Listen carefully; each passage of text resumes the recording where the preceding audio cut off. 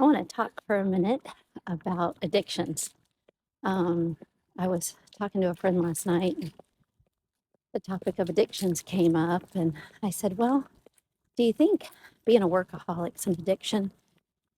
And she was like, "Oh no, no, that's a good thing." I said, "What about being like a clean freak, like just constantly cleaning and like I used to do?" And she said, "Oh no, no, that's good. I mean, that's great." It's like, yeah. What about fitness, right? People that like get on the treadmill and run hours a day, sometimes multiple times a day. I have a friend who did that. She was married to a narcissist. Uh, we can dive into that later. And as we talked more, I talked about that there are good and bad addictions, at least in the eyes of our friends and family, right? You're an alcoholic. Oh, that's bad. Drugs, pornography. Uh, what else? Um, Drugs, alcohol, pornography.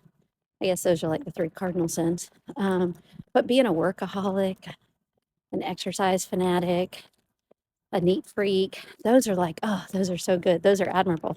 And yet, all of them in the form of an addiction aren't good. Anything that you do to numb out pain or emotions because you don't want to deal with them or don't want to have them, those are not good. And I spent much of my adult life, 20s till now, uh, and I have a birthday coming up, but we won't get into that either. And I spent so much time numbing out feelings because I didn't want to have them. So I cleaned. I cleaned when I went to friends' houses. I cleaned no matter where I was. I could be in Target and I would be fronting cans, making sure in the clothes department that all the smalls were together than the mediums and the large because that just looks better and they'd want me to do that anyway. And my kids would be like, "Mom, stop it. You don't work here." Um, and yet it could be considered really admirable.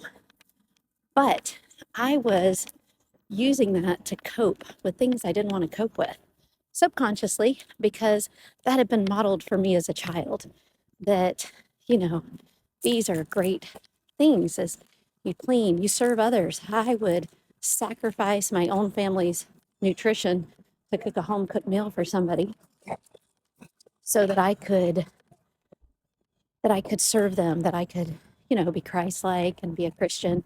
And yet my kids were eating cereal for dinner because I ran out of time and my kitchen was a mess and I had to clean it, need to clean it well, need to clean out the cabinets before bed. So I want to talk about that.